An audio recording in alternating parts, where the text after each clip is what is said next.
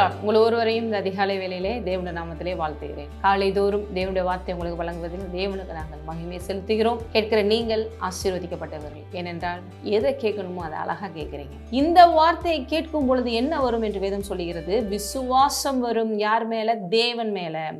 விசுவாசம் அது ஏங்க அவ்வளவு முக்கியம் அப்படின்னா, விசுவாசம் இல்லாமல் தேவனுக்கு பிரியமாய் இருப்பது கூடாத காரியம் என்று வேதம் நமக்கு கிளியராகவே சொல்லுது. விசுவாசிக்கிறவன் தான் பாருங்க எல்லாவற்றிலும் ஆசீர்வாதங்களை பெற முடியும். அதுதான் பாருங்க ஒரு கீயா இருக்கு எல்லா பிளெஸிங்ஸையும் நம்ம எடுத்துக்கொள்ள. ஏன்னா தேவன் எல்லாவற்றையும் நமக்காக செய்து முடித்து விட்டார். அதை விசுவாசிக்கும் பொழுது அதை நம்ம என்ன பண்ண முடியும்? சுதந்திரித்துக் கொள்ள முடியும். அப்ப இங்க இன்னைக்கு ஒரு வசனத்தை பார்க்க போறோம். கலாத்தியர் 3ஆம் அதிகாரத்துல உங்களுக்கு 6, 7, 8 சில வசனங்கள் காமிக்க போறேன். அதுக்கு முன்னால இது எதுக்கு இந்த இடத்துல பவுல் சொல்ல வர்றாருன்னு பாத்தீங்கன்னா, அங்க இருக்கிற கலாத்தியர் மக்களை கடிந்து கொள்றாரு. ஏன் அப்படின்னா, நல்லா சுவிசேஷத்தை கேட்டு ஆண்டவர் மேல நம்பிக்கை வச்சு ஆண்டவர் சிலுவையில செய்த காரியங்கள் மேல நம்பிக்கை வச்சு போயிட்டு இருக்கும் போதே வெளியில இருந்து ஒரு சிலருடைய கள்ள போதகம் சில விஷயங்களை நம்பி நியாயப்பிரமாணத்தின் மேல நம்பிக்கை வைக்க ஆரம்பிச்சிட்டாங்க. அதனாலதான் இங்க என்ன ஆரம்பிக்கிறாரு? புத்தி இல்லாத கலாத்தியரே அப்படின்னு சொல்லிதான் 3ஆம் அதிகாரத்துல ஆரம்பிக்கிறாரு.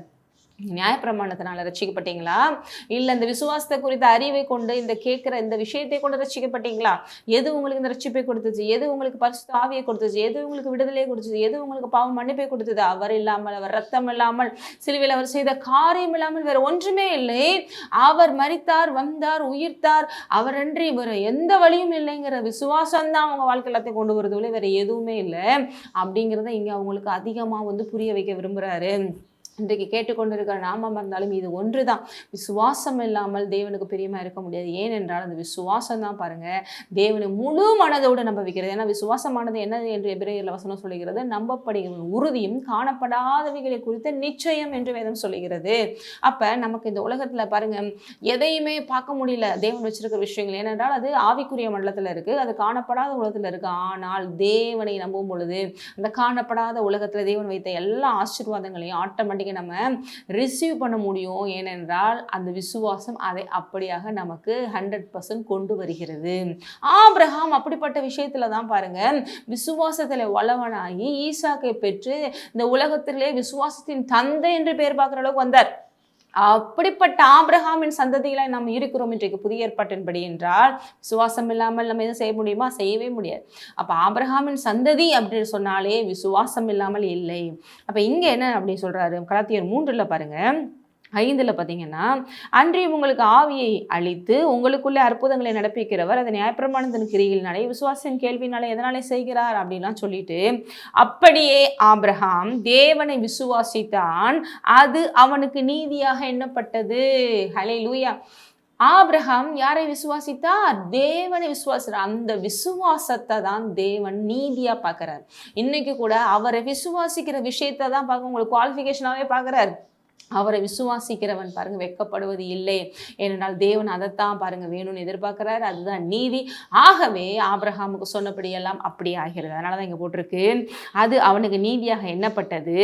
விசுவாச மார்க்கத்தார்கள் எவர்களோ அவர்களே ஆபிரகாமின் பிள்ளைகள் என்று அறிவீர்களாக. சும்மா நான் ஒரு யூத குலத்துல பிறந்துட்டதுனால நான் ஆபிரகாமின் சந்ததி என்று சொல்லாதீங்க.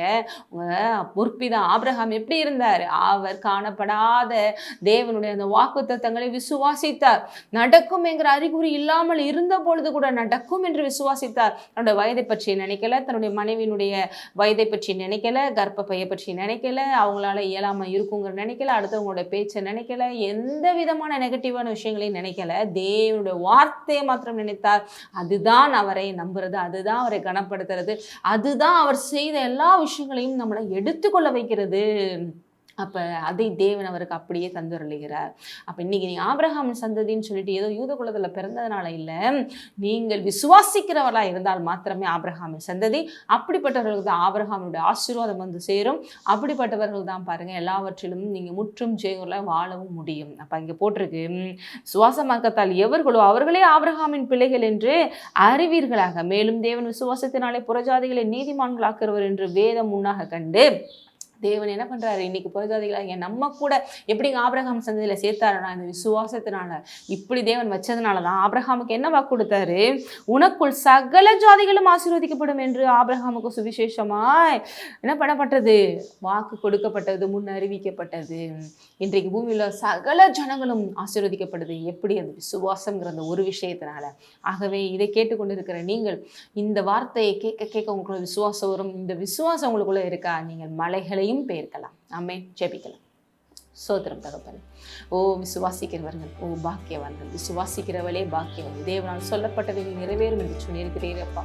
இதை கேட்கிற ஒவ்வொருவரும் உம்மால் சொல்லப்பட்ட எல்லா விஷயங்களையும் எடுத்துக்கொள்ள இன்னும் விசுவாசத்தில் வல்லவர்களாய் மாறட்டும், பெரிய காரியங்களை காணட்டும். இயேசுவின் நாமத்திலே ஆமென். நீங்கள் ஆசீர்வதிக்கப்பட்டவர்.